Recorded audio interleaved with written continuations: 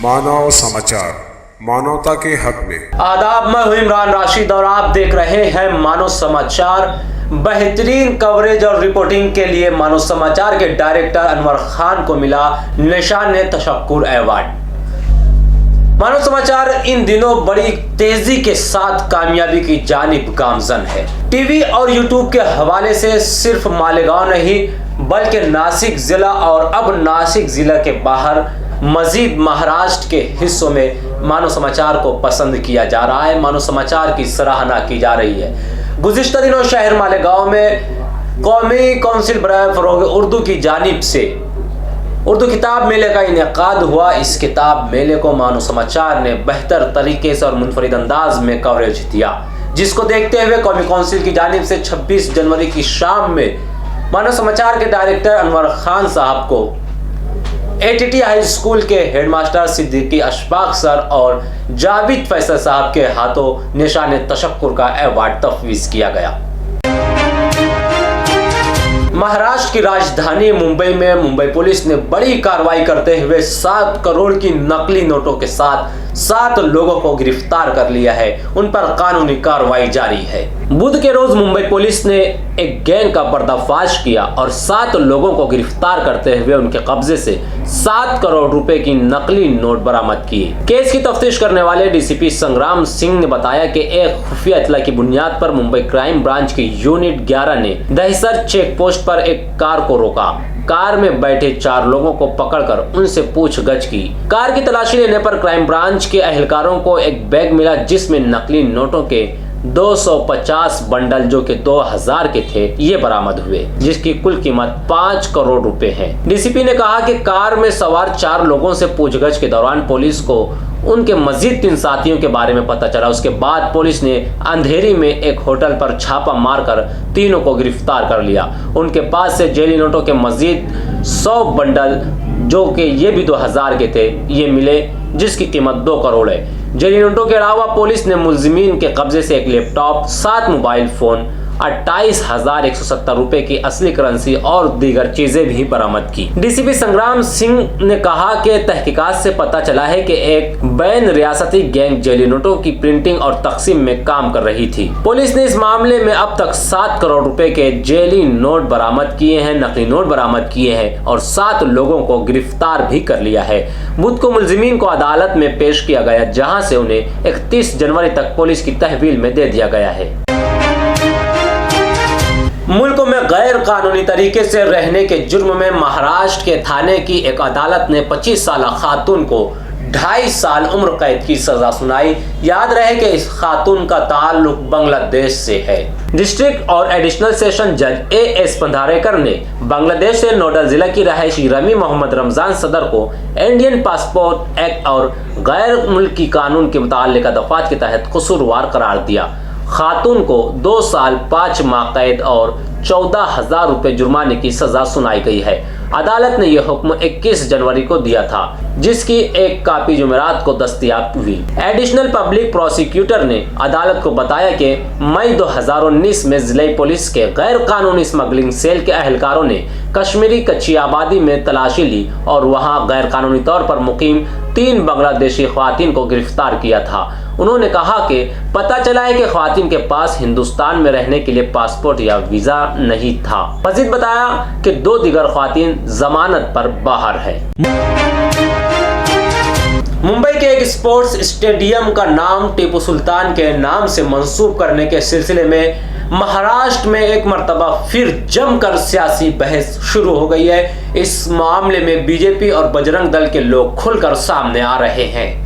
दरअसल 26 जनवरी को एक स्पोर्ट्स ग्राउंड का नाम टीपू सुल्तान के नाम पर रखा गया था, जिसको लेकर बयानबाजी शुरू हो गई है। इसी सिलसिले में शिवसेना लीडर संजय रावत ने कहा कि बीजेपी को लगता है कि उन्हें तारीख का इल्म है, हर कोई नई तारीख लिखने बैठा है, ये मौर्रिख तारीख बदलने आए हैं। हम टीपू सुल्तान के बारे में जानते हैं, बीजेपी से सीखने की जरूरत नहीं। संजय रावत ने मजीद कहा कि आप इस ताल्लुक से बात ना करें, रियासती हुकूमत फैसला लेने की सलाहियत रखती है, नई तारीख ना लिखें। आप दिल्ली में तारीख बदलने की कोशिश कर सकते हैं, लेकिन यहाँ पर आप कामयाब नहीं होंगे। इसके अलावा संजय रावत ने कहा कि सदर कोविंद ने कर्नाटक जाकर टीपू सुल्तान की तारीफ की थी। उन्होंने कहा था कि टीपू सुल्तान तारीखी जंगजू और आज़ादी पसंद थे। तो क्या आप भी सदर से इस्तीफा मांगेंगे?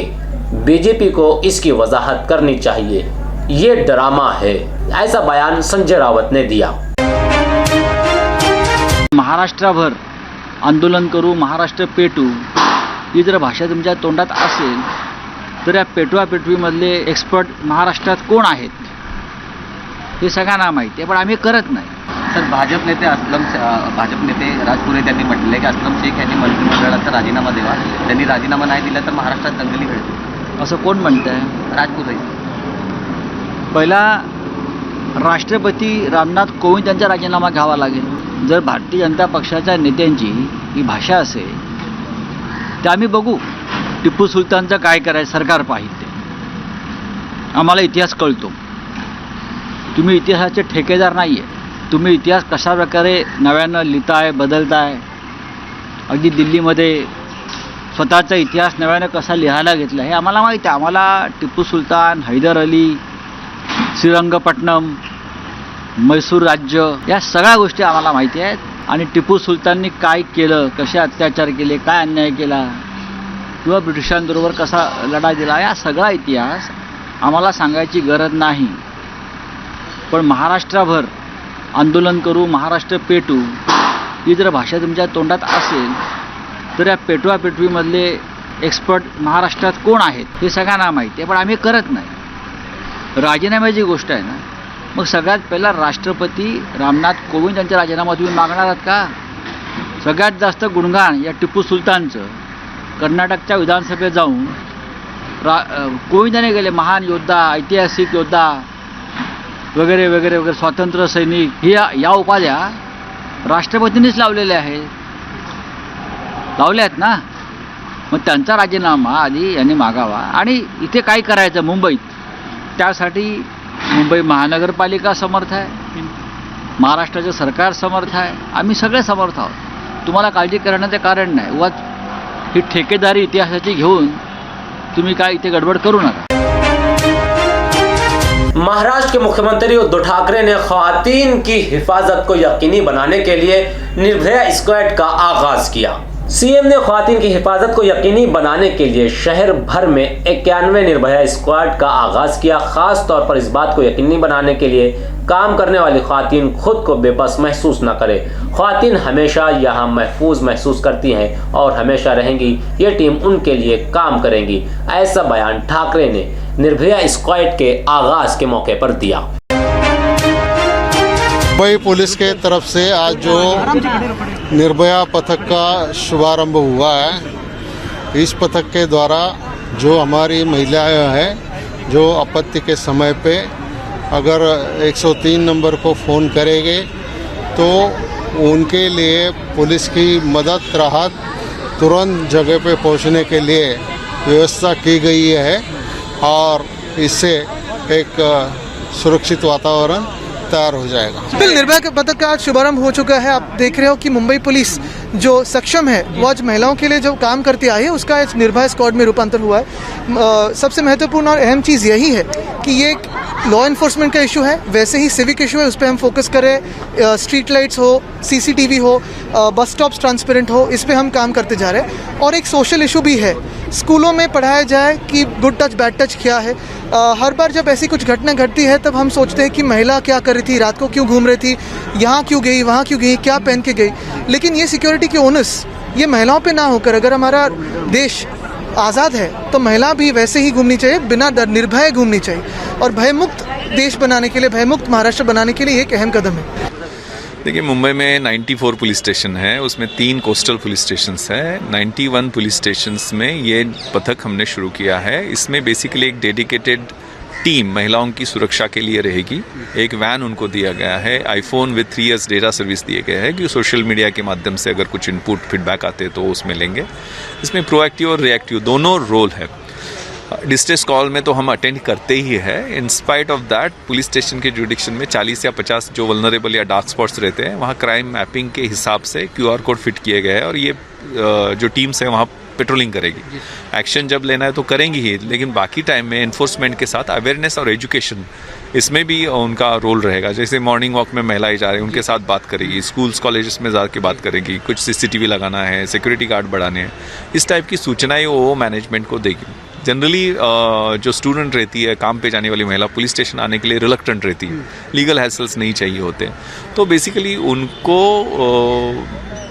नहीं आना है तो हमारी लेडी कांस्टेबल जो है उनको हम उस वल्नरेबल स्पॉट्स पे डिकॉय करके भेज रहे हैं। उनके साथ छुपे ड्रेस में हमारी टीम्स रहती है, तो वहाँ जो ईव टीजर्स, मॉलेस्टर्स या प्रेडेटर्स रोम कर रहे हैं उनको पकड़ के उन पे प्रोएक्टिव एक्शन लेना, और एम्पावर करके जो अच्छी समुपदेशन की संस्था है उनके साथ हमारा कोऑर्डिनेशन है, जिसमें विक्टिम्स के साथ फर्स्ट टाइम ऑफेंडर्स को भी हम काउंसलिंग, उनके अगर कॉलेज आने वाला बच्चा है तो उसको पेरेंट्स के साथ हम बुलाएंगे, उनको प्रोएक्टिवली वो सेशंस के माध्यम से उनको समझाएंगे। ऐसा एक मल्टी प्रॉन्ग एनफोर्समेंट, अवेयरनेस और एजुकेशन, तीनों एंगल पे हम काम करने वाले।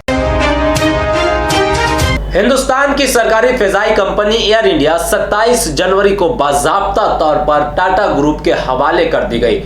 यानी कि अब तक जो सरकारी थी अब वो प्राइवेट हो चुकी है और एयर इंडिया अब टाटा ग्रुप के हवाले कर दी गई है। N Chandrasekaran, chairman Tata sons, जिन्होंने एयर इंडिया के हेडक्वार्टर एयरलाइन हाउस का दौरा किया, कहा हमें बहुत खुशी है कि यह अमल मुकम्मल हो गया है और हमें टाटा ग्रुप में एयर इंडिया की वापसी पर खुशी है। हम आलमी मेयार की एयरलाइन बनाने के लिए सबके साथ मिलकर काम करने के मुंतजिर हैं। Formalities have been completed. The Air India disinvestment transaction is closed. The shares have been transferred to the Thales, which is a successful bidder. Consideration amount has been received, and so now the new owners are the Thales. 2,700 crore has been received by the government. We have transferred the shares. Entire 15,300 crore of debt which was to be retained, that has also been accepted. So all the processes are complete. New board is just doing a meeting now. Okay. So we have handed them over. Today, just now, when as we speak, they are the new owners. Totally delighted that this process is complete, and very happy to have Air India back in the Tata Group. We look forward to working with everyone to create a world-class airline.